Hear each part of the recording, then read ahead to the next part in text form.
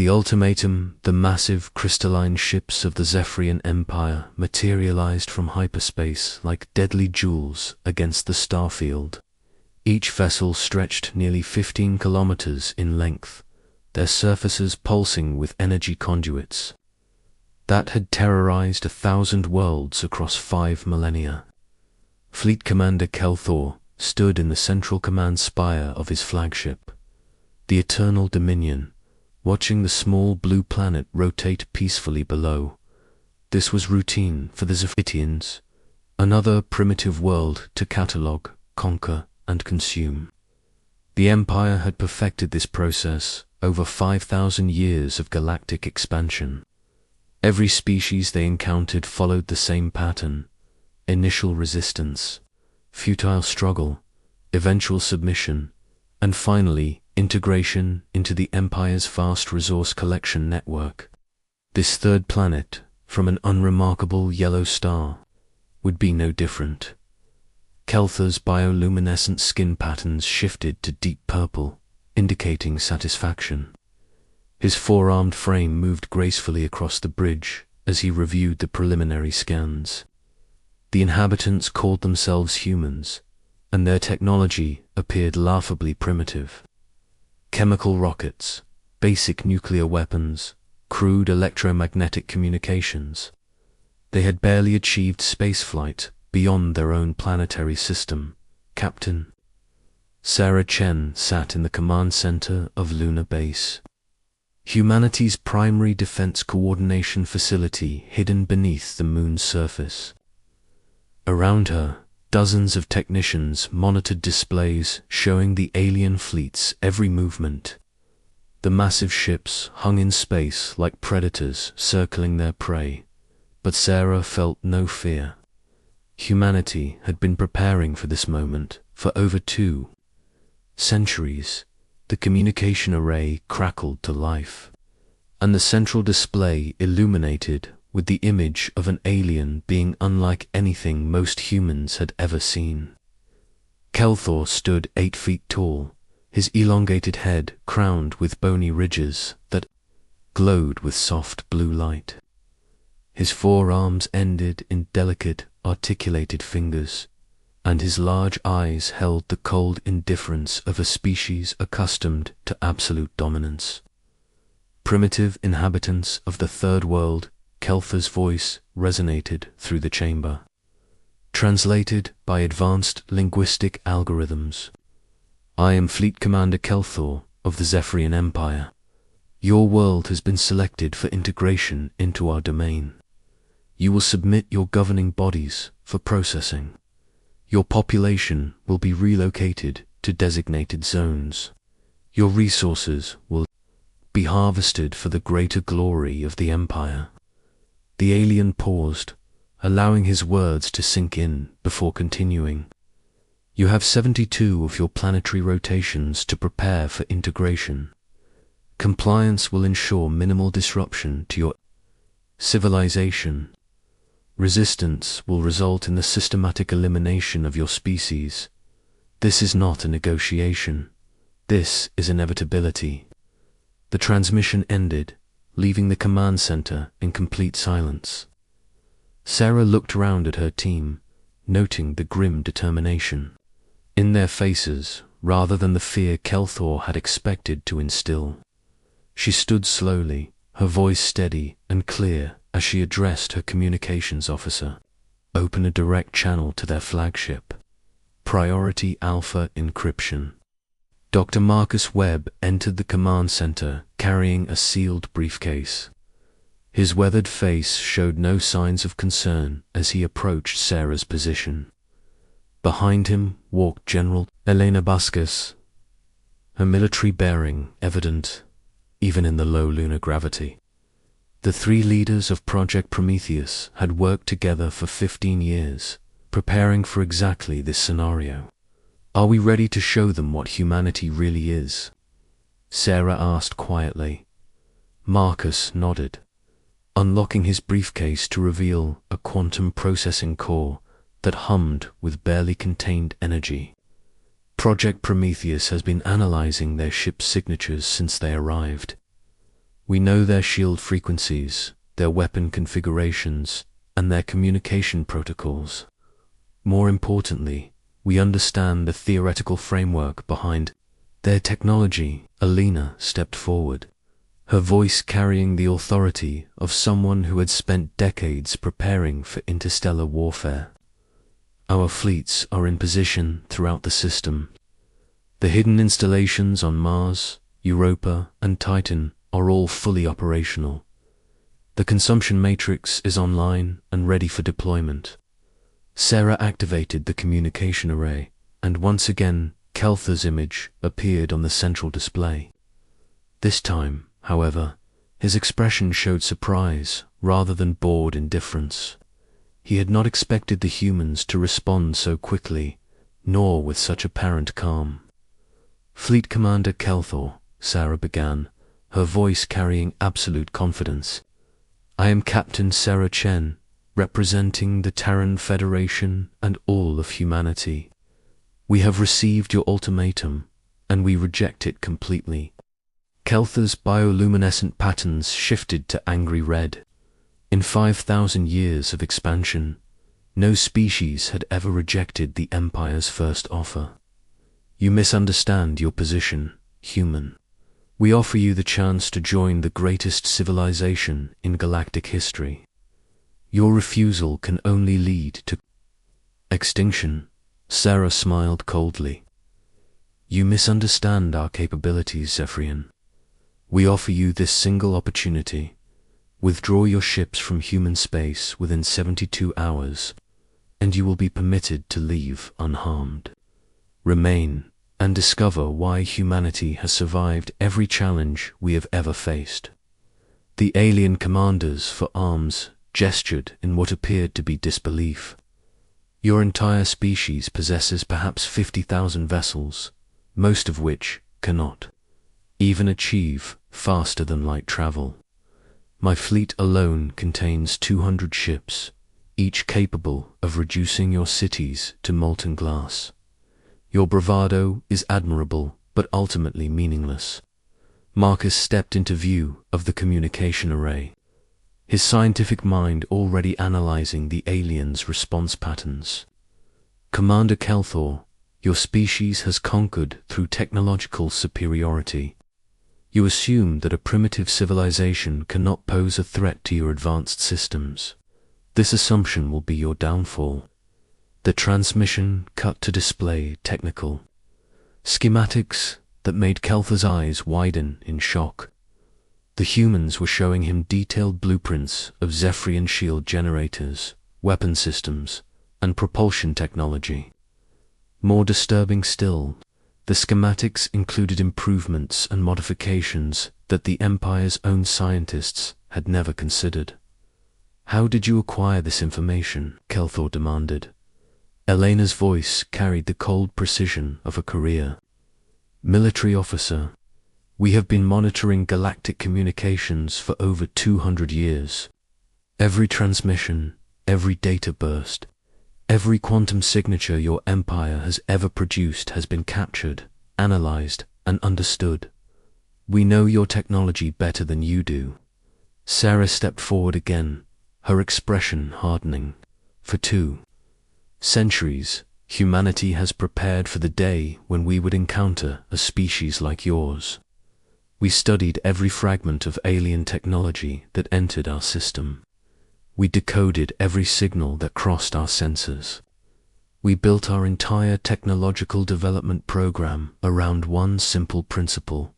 When the galaxy finally noticed us, we would be ready." The display shifted to show images of massive installations hidden throughout the solar system. Weapon platforms, disguised as asteroids, factories built into the cores of moons, and defensive networks that spanned billions of kilometers of space. The true scope of human preparation became clear, and Kelthor realized that his initial assessment had been catastrophically wrong. "The consumption matrix you see before you represents the culmination of human engineering," Marcus explained. "It can analyze any technology it encounters, break it down to its fundamental components, and rebuild it with improvements. Every weapon you fire at us becomes our weapon. Every ship you lose becomes our blueprint. Kelthor's bioluminescent patterns had shifted to deep violet, indicating fear for the first time in his centuries of life. This is impossible. No species develops such capabilities while remaining confined to a single star system. Sarah's smile held no warmth. You assume we remained confined. Commander, humanity has been among the stars longer than you realize. We simply chose to remain hidden until we were ready to reveal ourselves. That time has now come. The alien. Commander tried to regain his composure, but his voice betrayed his growing concern.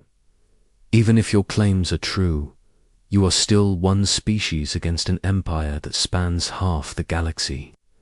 Defeat my fleet, and 10 more will take its place. Alina stepped forward, her tactical expertise evident in every word. Then those 10 fleets will share the same fate as yours. Every ship you send teaches us more about your technology. Every attack you make against us makes us stronger. This is not a war you can win through attrition. The communication display shifted once more, showing long-range sensor readings from beyond the solar system. Dozens of human ships, each incorporating technology that the Zephyrians had thought was beyond any species' capability, moved through hyperspace toward the Empire's nearest staging areas. The humans had not been idle during their centuries of observation. We offer you this final opportunity, Sarah concluded.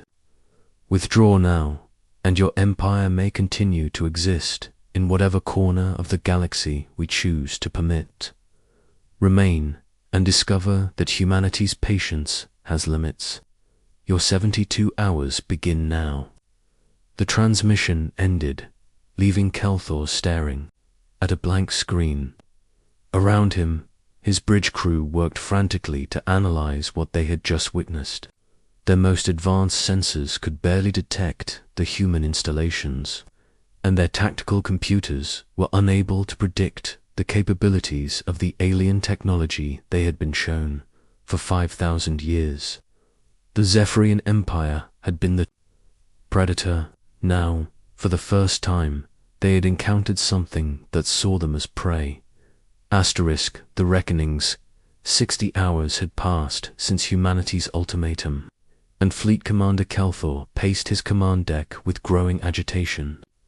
His bioluminescent patterns shifted constantly, between purple contemplation and red anger as he reviewed the intelligence reports flooding in from across the Empire.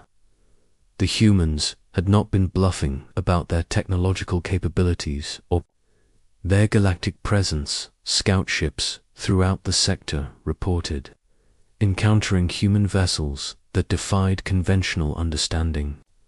These craft moved through hyperspace using technology that should not have existed, appeared on sensors only when they chose to be detected, and demonstrated capabilities that surpassed anything in the Zephyrian arsenal. Worse still, the humans had been systematically dismantling Empire outposts for decades, studying their technology and replacing them with monitoring stations that had gone completely unnoticed. Kelthor's tactical advisor, Subcommander Nexa, approached with the latest reports.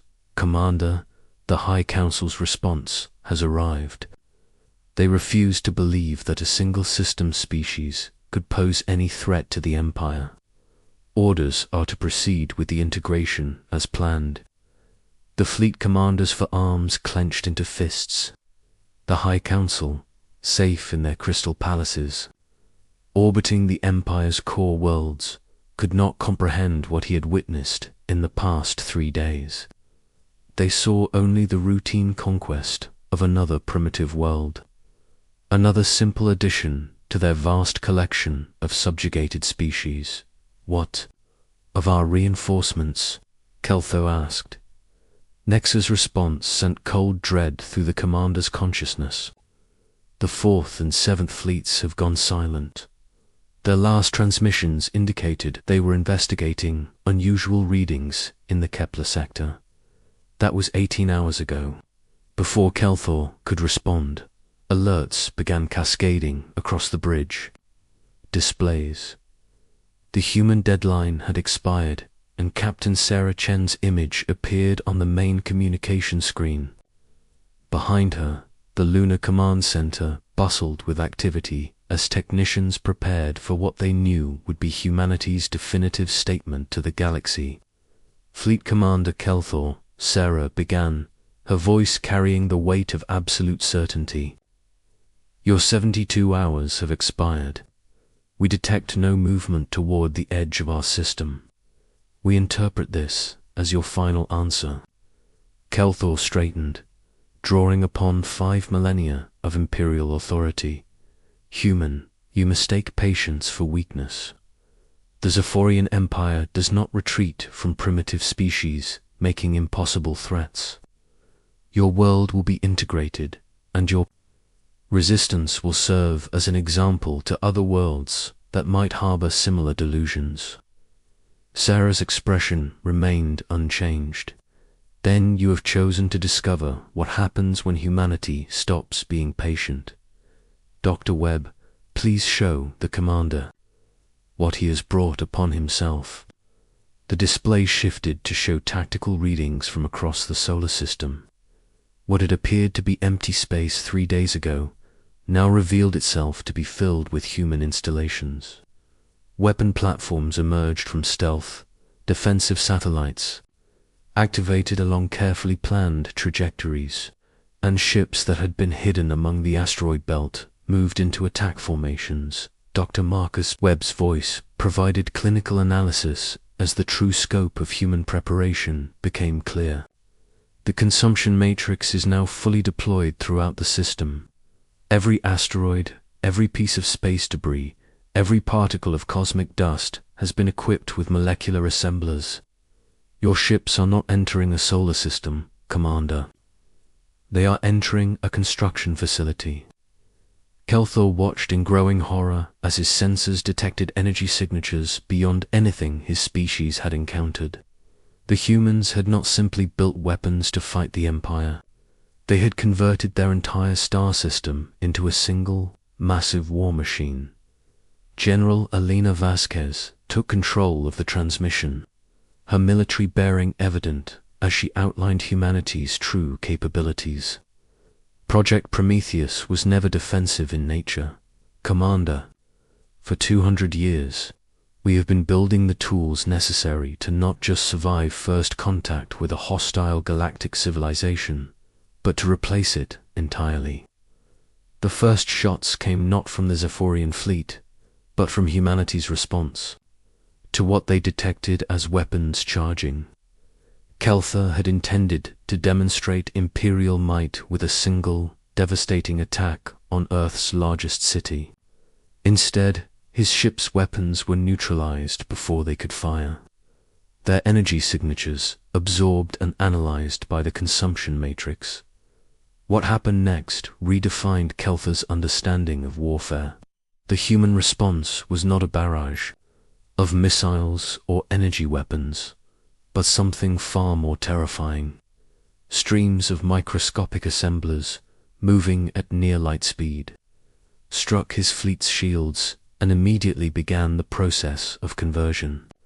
The shields themselves became part of the human weapons system, their energy redirected to power the very devices that were dismantling them. Impossible, Nexa whispered as he watched his tactical displays show friendly ships converting to unknown configurations. They are not destroying our vessels. They are remaking them. Sarah's voice carried across the chaos of the bridge as Kelthor's flagship shuddered under the assault of humanity's true technology. We warned you, Commander. Every weapon you brought becomes our weapon. Every ship you lose becomes our blueprint. The consumption matrix does not simply destroy, it improves. The battle, if it could be called that, lasted less than 30 minutes. One by one, the ships of the Zephyrian fleet found their systems compromised, their hulls restructured, and their crews facing the choice between surrender and evacuation. The humans had not simply defeated the Empire's technology.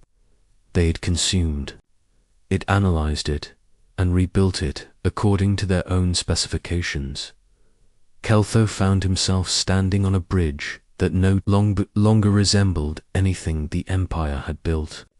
The crystalline surfaces had been replaced with smooth, adaptive materials that responded to thought and intention.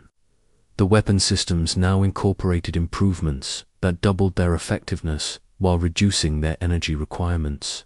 Even his own biosuit had been enhanced with systems that improved his physical capabilities and cognitive processing speed. "This is not conquest," he said to Sarah as her image appeared on the transformed display. "This is something entirely different." Sarah nodded. "This is evolution, Commander.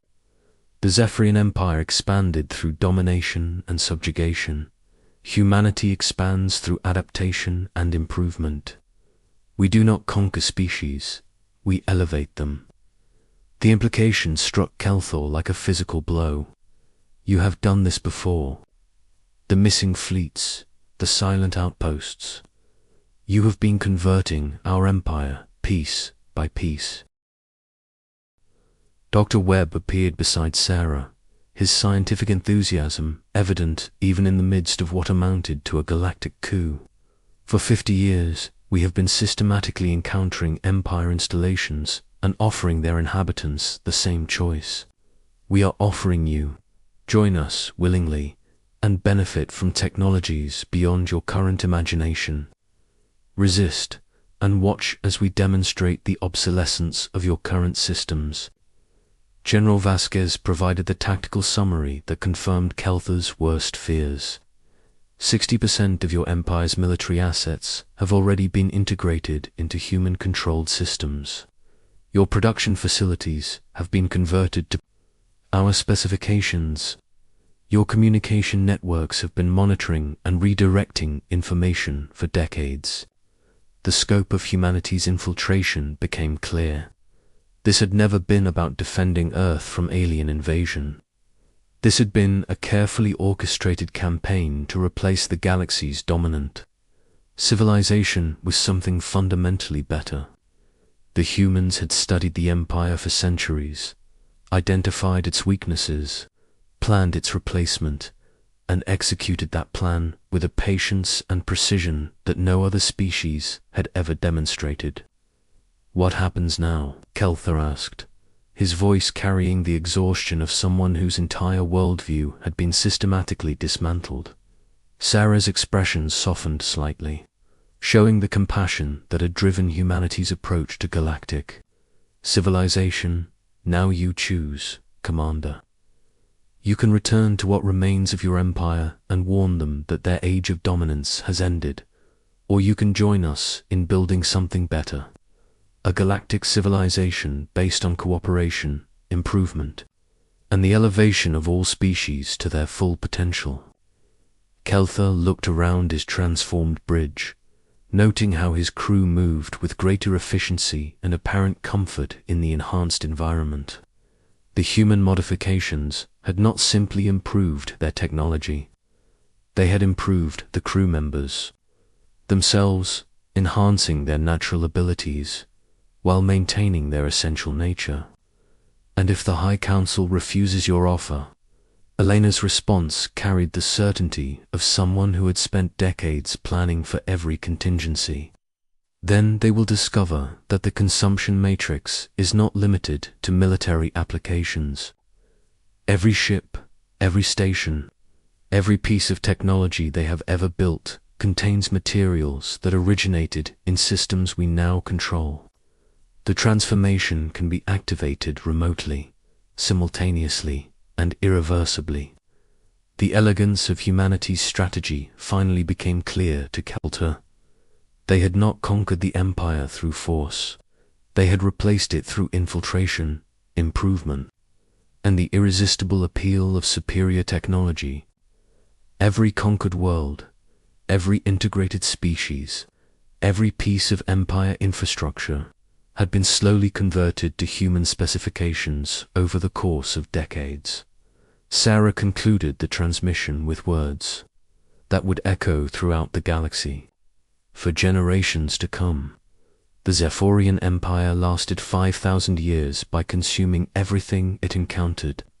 Humanity will last forever by improving everything we touch. Welcome to the future, Commander. We have been waiting for you to join us. As Kelthor looked out at the stars, now seeing them through enhanced sensors that revealed details no Zephyrian had ever perceived, he realized that humanity had accomplished something unprecedented in galactic history. They had conquered an empire not through destruction, but through transformation. They had replaced dominance with partnership, subjugation with elevation, and consumption with improvement.